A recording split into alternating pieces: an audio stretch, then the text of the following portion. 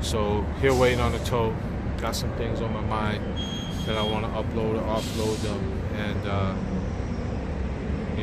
just get out there into things. First being, number one,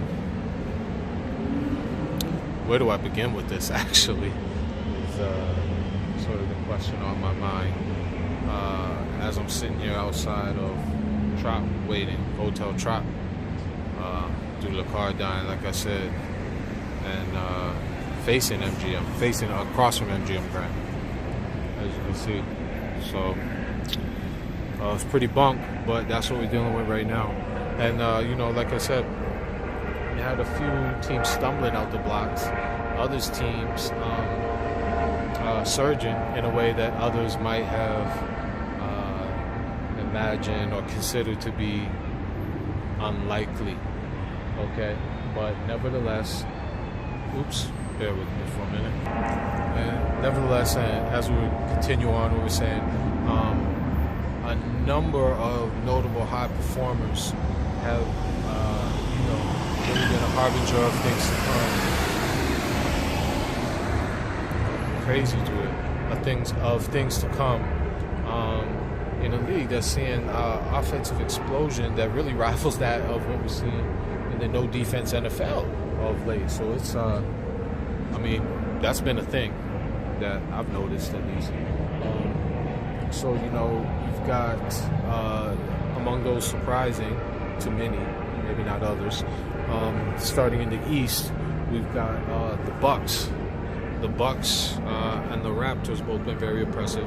Bucks to a large degree, obviously led by Giannis.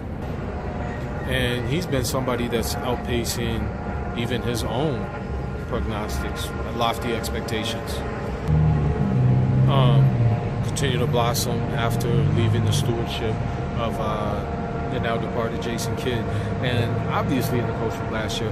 And obviously Chris Middleton continued to show while he was a guy that turned a lot of heads at Team USA camp in Las Vegas over the summer. Then, of course, on everybody's mind, in a performance that was just completely unexpected and out of nowhere, harkening back to his days of his MVP form when he was in his hometown Chicago Bulls winning the MVP. Of course, I'm speaking of none other than Mr. Pooh himself, Derrick Pooh Bear Rose. A phenomenal performance, put up 50 points in a win, and also made a number of key defensive efforts for the suddenly stalwart Minnesota T-Wolves. And obviously, we don't need to go through in any detail, in any great length, although it could take a while to do so if we choose to, with many of the struggles, trials, and tribulations. That's just on the injury side, not to mention the alleged the improprieties and the legal troubles and difficulties that he allegedly was wrapped up in and things like that. So when we saw that happen, that was a time and a moment to rejoice for everybody. Seeing the performance that he put on, seeing the just the form, the return to form, and the outpouring of emotion and gratitude. It was a sight to see, and it was something that had been a long time coming. And was very inspirational, very motivational for anybody. Even the hardest rock had to make the hard rock smile. So that was something that was nice to see. And that's whether you're a fan of his exploits or not. In his earlier incarnation of D Rose. I was a fan of his exploits then. I'm a fan of him now. So man, it was a beautiful thing to see his resurgent performance. And the coup de grace was a day where another one of his teammates elected not to play.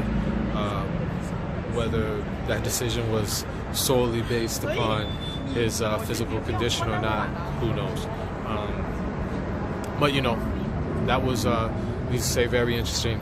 Then we had the return of Hot Plate Clay. Man, I have no hot take for Clay, but y'all know that's my man's in them. Hey, Cuzzo, it was great to see you with a performance like that.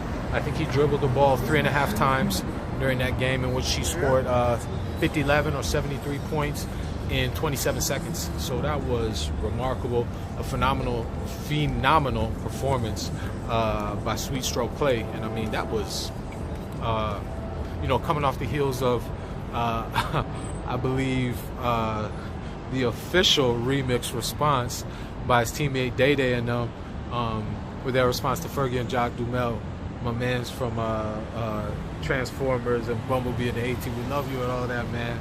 But you were barking up the wrong tree with them boys. And couldn't have loved it anymore, obviously. Very successful road trip for them. KD put in work for his future home, the Knicks, and the second half they were dropping, I don't know, about 100 points in one quarter. And obviously then we had Clay breaking his teammate Steph's record. And in the process, just reminded a lot of fans that this is his forte. This is the thing that he excels at. There's a reason they called him the Splash Brothers. Now and then, so much to my chagrin, a lot of people are still seemingly have not awoken to the fact of things that I tried to expose last time. And be that as it may, I don't want to keep rehashing over new and old ground with the same topics. So that being said, we're going to break, quickly pause for a word from our sponsors. Hold that thought, we'll be right back.